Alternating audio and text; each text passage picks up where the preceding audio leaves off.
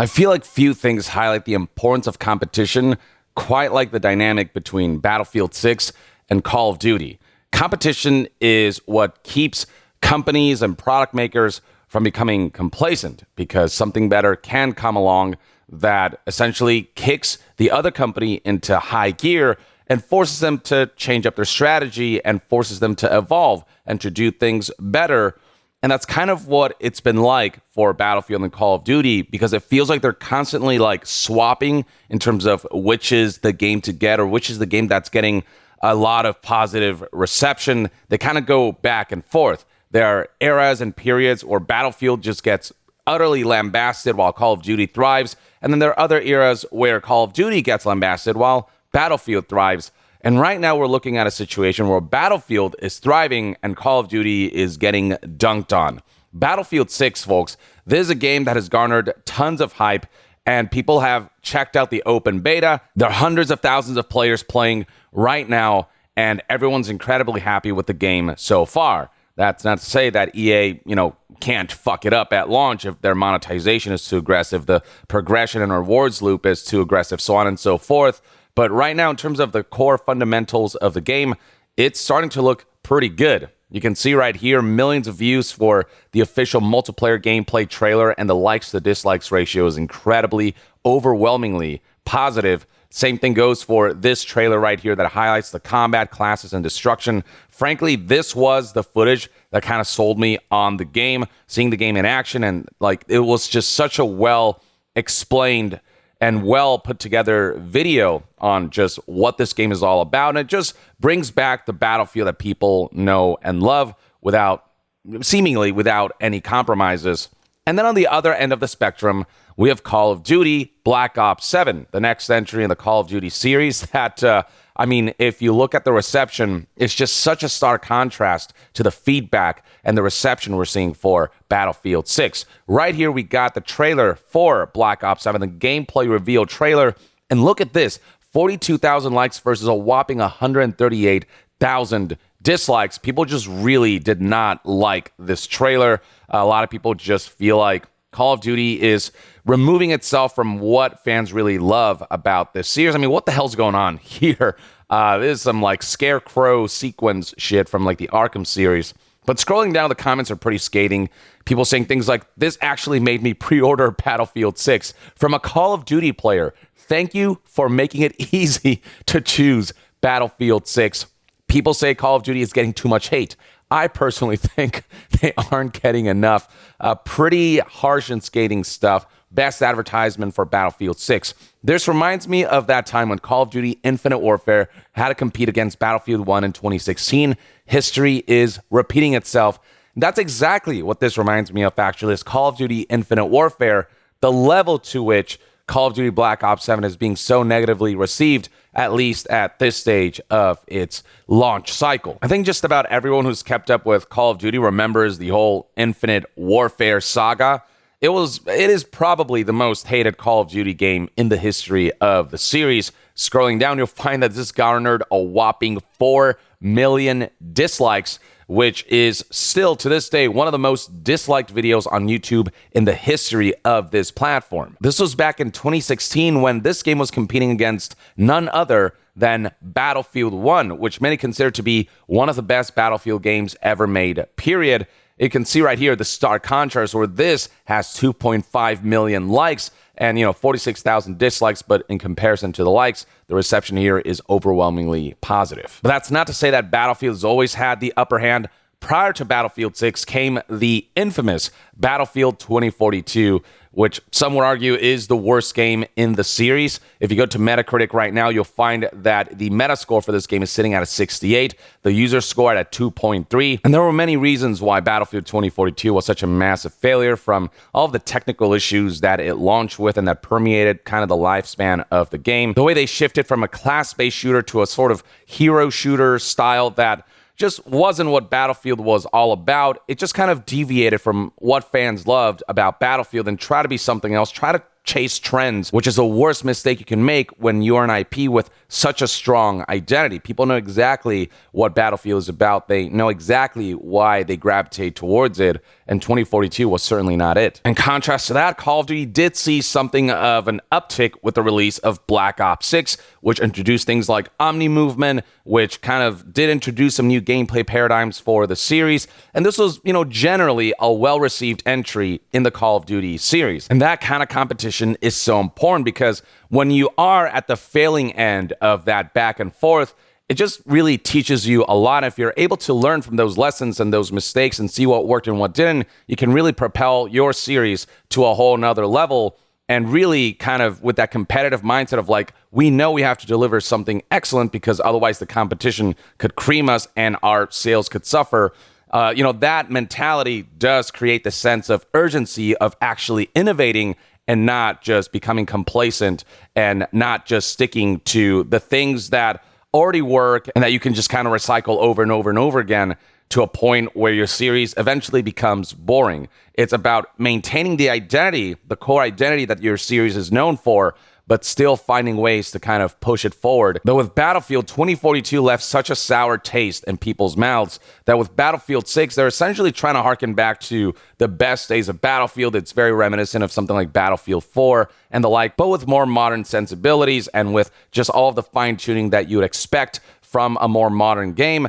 And what's great about Battlefield 6 is that it's being spearheaded by none other than Vince Zampella, who I think is EA's greatest asset, if I'm frank with you. This guy has just not missed, and the way he led Respawn is just inspired, shipping just really amazing titles like the Titanfall series, the Jedi series of Star Wars games. Apex Legends has gone on to become a great success, which is why when people heard that EA has put Apex Legends boss Vince Zampella, or just Respawn boss Vince Zampella, in charge of the Battlefield franchise, that heralded some good news for the IP. And right now, Battlefield 6, so far, it's looking pretty freaking good. If EA doesn't interfere and lets Vince Zampella and team cook, I think they can have a massive success in their hands here, one that launches well and continues to do well in the lifespan that it goes for. If EA doesn't get too greedy, too overly ambitious, like it is a live service, it is going to have monetization elements, but there's a balance to be found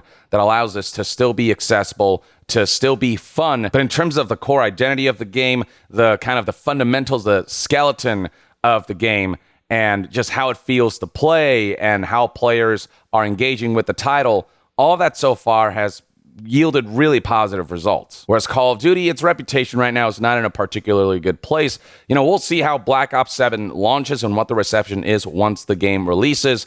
But marketing-wise, Battlefield 6 has been utterly nailing it with its return to form, while Black Ops 7, it feels like another Infinite Warfare kind of marketing flop, though, it's still going to sell well. It's still Call of Duty, though whether it'll sell as well as some of their best previous entries, that remains to be seen. But Call of Duty is being dunked on to a point where even developers are chiming in, including a former Activision Blizzard executive or former Blizzard president, Mike Ybarra, who came out with this tweet right here: Battlefield will boot stomp Call of Duty this year. This is an executive who was formerly under Activision, since Blizzard is a part of Activision. He continues, but the real win here is Call of Duty won't be lazy anymore, and we'll all get better first-person games for it. Now look, Mike Ybarra has had some pretty bad takes in the past, but as far as what he's kind of insinuating here of like how essentially competition is good, Battlefield beating out Call of Duty this time, which will in turn inspire the Call of Duty folks to really step it up with the next entry. And then when that ends up curb stomping Battlefield, if that's kind of where the trajectory is headed, and that inspiring Battlefield to step things up even further to beat out Call of Duty, and that cycle is how we get the best products. There's nothing that accelerates innovation and pushing the boundaries like competition. Now, whether Battlefield will quote-unquote boot stomp Call of Duty this year, while that is entirely possible from a critical standpoint and from an optics perspective, Call of Duty is just one of those series that it's just so ingrained with the masses, not just like hardcore gamers, but just, again, the general masses, that this is a series that it's almost like too big to fail. Not to say it's impossible for Battlefield to beat out Call of Duty, but Call of Duty, even in its worst years, still sells fairly well. Call of Duty is still overall a bigger franchise than Battlefield when looking at the full scope of audiences who engages with these IPs. But that's not to say that Battlefield hasn't gained a lot of traction, especially with Battlefield 6 looking as good as it does. Another similar incident is when Splitgate 2's director came out on the Summer Game Fest stage and called out Call of Duty with his, make FPS great again hat, saying that he's tired of playing the same Call of Duty every year and how Splitgate 2 was going to be the game to make FPSs great again. And that would carry more weight if Splitgate 2 didn't launch as disastrously as it did, to the point where it had to go back to beta and whatnot. But, essentially Call of Duty has become an easy target to kind of dunk on in terms of people feeling like it just hasn't evolved enough, or it hasn't really taken the formula that people love and really kind of spruce it up to a degree where people feel just genuine hype and excitement. But yeah, Call of Duty this year, this era of Call of Duty has been dunked on so much, especially with Black Ops 7 being so negatively received by audiences, that, IGN kind of asked one of the developers here, Associate Creative Director Miles Leslie, about particularly what Mike Ybarra said about how Call of Duty is kind of lazy and all this stuff that people are saying about this series. And the response Leslie provided was, you just don't worry about it, right? When we start, it's not like, what are they going to think? It's like, we have a vision, we're going to hit that vision, and there's always going to be people that are going to try to knock you down and not have positive criticism, which we do look for. So it's like noise, right? You try to cut through that and stick to your vision and plan. I think where Call of Duty is especially strayed from its identity is in the types of skins that they're featuring in these games now. You got Mickey Minaj now in Call of Duty and all this Fortnite-esque stuff that just doesn't really feels like it belongs in a military tactical shooter, whereas Battlefield is really sticking to that identity and saying this is really grounded, really, somewhat realistic, and just less of a fantastical, less cartoony version of first-person shooters. It just feels a little more mature, and that's what people love about Battlefield. It is sticking to its identity, and they are not trying to go for Mickey Minaj skins and trying to have this kind of mass audience appeal, trying to make a game for everyone and having skins for everyone. And then beyond cosmetics, people are already talking about just what's already been revealed about Black Ops 7's progression system, and how, based on the information we already have, it's already feeling like it's going to be pretty grindy and pretty monetization heavy. And, it's going to be the typical live service stuff that, ultimately hampers the fun factor of a game, and the whole point being that they want you to shell out more money beyond that initial AAA premium price tag. So that's not doing Black Ops 7 any favors either. So just in general, Call of Duty Black Ops 7 seems to be the black sheep first-person shooter, at least, from an optics perspective, amongst the hardcore gaming audience this year, whereas Battlefield 6 seems to be the golden child of first-person shooters this time. Though who knows how that narrative will flip in the releases to come. At the end of the day, the final launches of games define what they are and how they're remembered in gaming history. It is entirely possible that, somehow Battlefield 6 will fumble the launch and Black Ops 7 will somehow end up just doing really well on that front. But it's also possible that, given Battlefield 6 is looking as good as it does right now, and it seems to be in such a good state, both technically and just from a fun factor and gameplay perspective, it's looking like Battlefield 6 has some pretty great odds for it. But until then, I'd love to hear what your thoughts and opinions are on Battlefield 6 and Call of Duty Black Ops 7, what's been presented about them, and which way you're leaning more towards, and how do you feel about each game individually? Which game do you feel like will really go on to do really well? And, what are your pros and cons for each individual game in terms of why you might lean one way or the other? Share your thoughts in the comments below. And to be further updated on all things gaming news, reviews, and discussions, stay tuned right here on Young Yeah. I'll see you guys next time. Young out.